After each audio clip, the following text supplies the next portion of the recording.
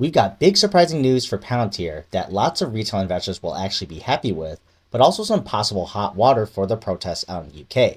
But starting out first with actually Alex Karp, he was awarded the Business Executive of the Year from BENS, or the Business Executives for National Security Organization. So as you can imagine, this was aimed towards the defense end of their business and the impacts that Palantir has done for the overall industry, but also the company's contributions to national security. Karp gave an emotional 2-minute speech, of course being gracious in his acceptance of the award, but made sure to acknowledge the most difficult sacrifices made by the service members, especially drawing the analogy of service members during World War II, going off from, say, the middle of nowhere with the US, going out to fight in Europe. Now, I did see some cynical comments, of course, but the reality is that Palantir today is doing their best to help support the military by leveraging technology to be the most effective, but also stopping terror attacks while protecting civil liberties. So great job on Alex Karp and Palantir. Next, the typical hot water bubbles up again out in the UK. Now, it's important to pay close attention to the article itself, which I'll point out some minute details, trying to skew the story just a bit. So we get an article called Campaigners Protest Against Palantir at NHS Confed Expo.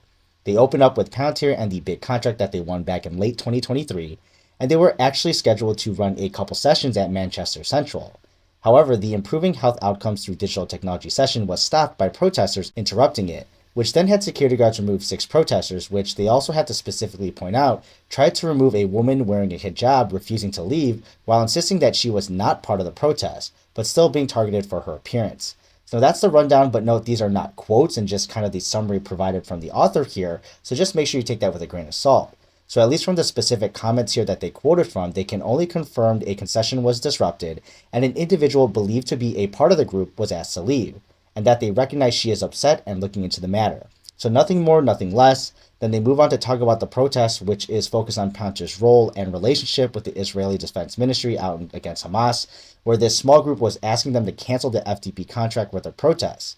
Essentially, the NHS's response is standard, saying they did an independent procurement exercise with the NHS's interests in mind, and that was it, and also confirmed the FDP is not data collection, and Palantir is a data processor, which allows them to tie data together and actually improve care with a full set of data. Then it closed out with some quotes and background info, but a cool note here is that we know there are 44 pilot sites transitioning to the FDP, and that these specific hospitals are the early ones to be a part of the rollout. So I'll let you be the judge of what this article means or if it even matters, but just by the sheer number of protesters, it doesn't seem like this will do anything.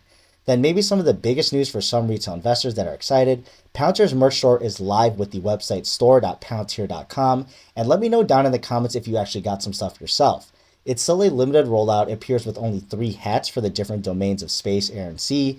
Very neutral colors, of course, so super safe to offload, I'm assuming, and obviously their main business isn't a clothing company, but it's still cool.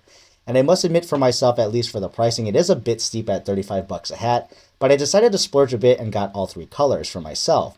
But note, I did get free ground shipping here, and I'm out in the United States, out in Chicago, so it probably won't be the same, especially for other folks in other countries. But it's still awesome to see, and technically I am contributing to Palantir's revenue, although I would not want them to divert really any resources to this besides the bare minimum, but we'll see if they decide to expand this. But what are your thoughts below, and I'll see you in the next video.